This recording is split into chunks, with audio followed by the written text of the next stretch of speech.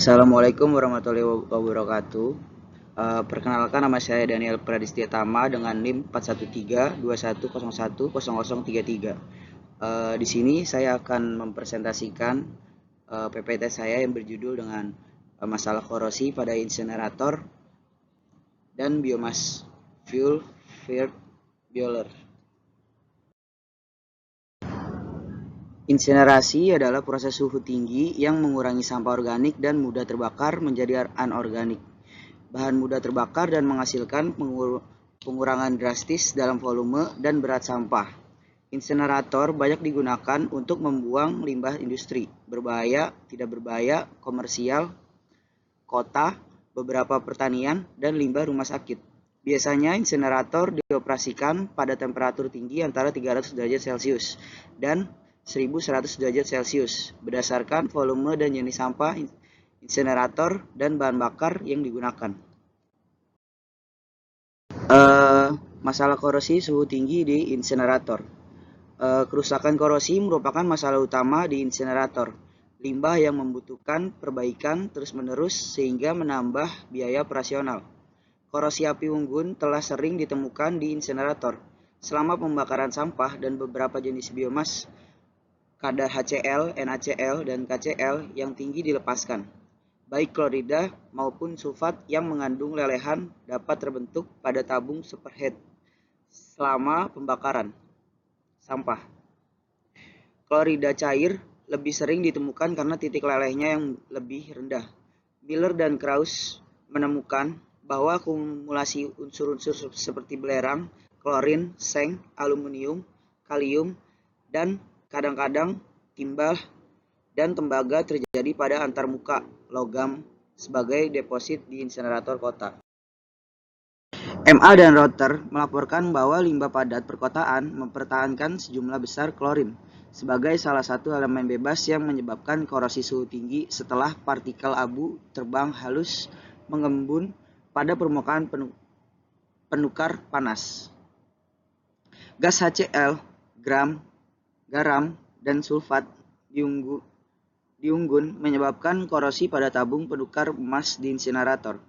Pembuangan limbah unggun terfluidasi, sementara abrasi disebabkan oleh pergerakan pasir yang kuat di unggun. Semua spesimen mengalami korosi yang dipercepat. Mereka menyarankan bahwa peningkatan kandungan CR dalam paduan dapat meningkatkan ketahanan korosinya.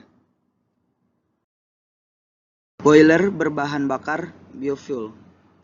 Peningkatan harga bahan bakar dan upaya menuju produksi energi yang berkelanjutan telah menyebabkan eksplorasi bahan bakar nabati baru baik di sektor energi untuk produksi panas dan listrik di boiler dan juga di sektor transportasi untuk produksi bahan bakar transportasi baru yang berkualitas tinggi untuk digunakan secara langsung.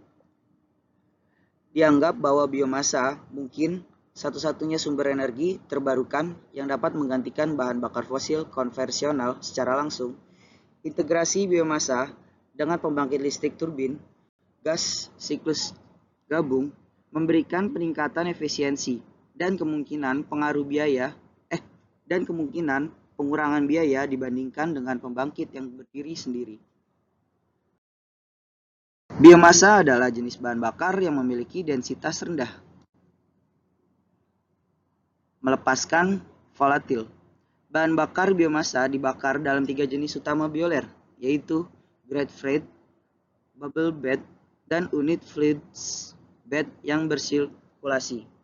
Boiler ini biasanya dioperasikan semata-mata untuk menghasilkan listrik, tetapi juga dapat dioperasikan untuk secara bersamaan, menghasilkan kombinasi panas dan daya.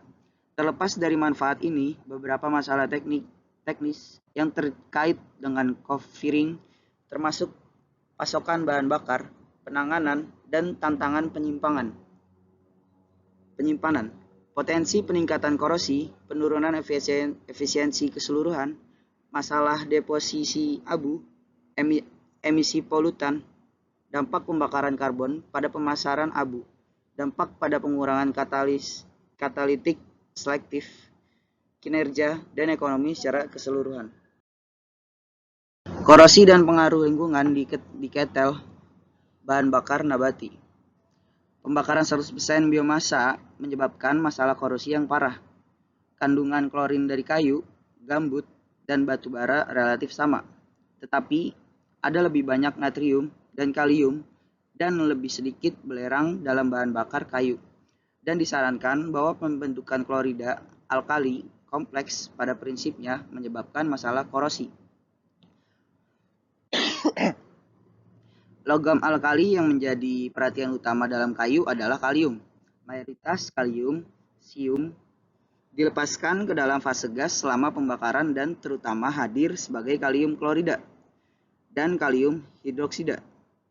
Logam alkali membentuk senyawa dengan suhu leleh rendah dan dapat mengembun sebagai klorida yang menyebabkan pengotoran yang meluas pada tabung superheater dan masalah operasional lainnya selama pembakaran. Klorin dapat menyebabkan korosi yang dipercepat, yang mengakibatkan peningkatan oksidasi, pemborosan logam, serangan internal, pembentukan rongga, dan kerak nonaderan yang longgar. Masalah korosi yang paling parah dalam sistem berbahan bakar biomasa diperkirakan terjadi karena endapan kaya Cl yang terbentuk pada tabung superheater. Analisis mengungkapkan deposit yang didominasi oleh CaSO4, KCl, dan NaCl, tetapi sejumlah besar campuran garam dengan titik leleh rendah seperti ZnCl2, KCl, PbCl2, KCl, FeCl2, KCl, dan NaCl, NiCl2. Pengukuran kehilangan logam menunjukkan tingkat korosi yang sangat tinggi untuk L3CrMO44, HCmL2A, dan Super 304. Serangan korosi untuk paduan ini dimanifestasikan oleh pembentukan skala campuran logam, klorida, atau oksida logam. Jenis perilaku yang berbeda terlihat untuk baja austenitik, paduan tinggi, dan paduan berbasis nikel, yang mampu membentuk oksida kayak kromium di sebelah logam. Namun, paduan ini memberita beberapa serangan pitting lokal. Perilaku ini dijelaskan oleh pelarutan oksida dalam garam cair yang ada di deposit. Bahan bakar biomasa utama yang digunakan di Australia adalah serpihan kayu kulit kayu, dan serbuk gergaji. Berikut gambarnya. Kesimpulannya adalah pembakaran batu bara menyebabkan emisi gas rumah kaca seperti karbon dioksida yang akan menyebabkan pemanasan global. Gas-gas ini menyebabkan pencemaran lingkungan. Penambangan batu bara juga menyebabkan degradasi lingkungan.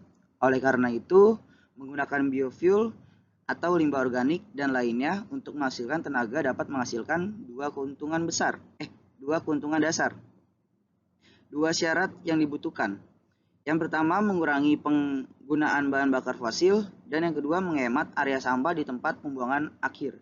Teknik pembakaran saat ini digunakan untuk membuang limbah padat perkotaan, biowaste, dan limbah medis. Sekian presentasi dari saya. Kurang lebih ya mohon maaf. Assalamualaikum warahmatullahi wabarakatuh.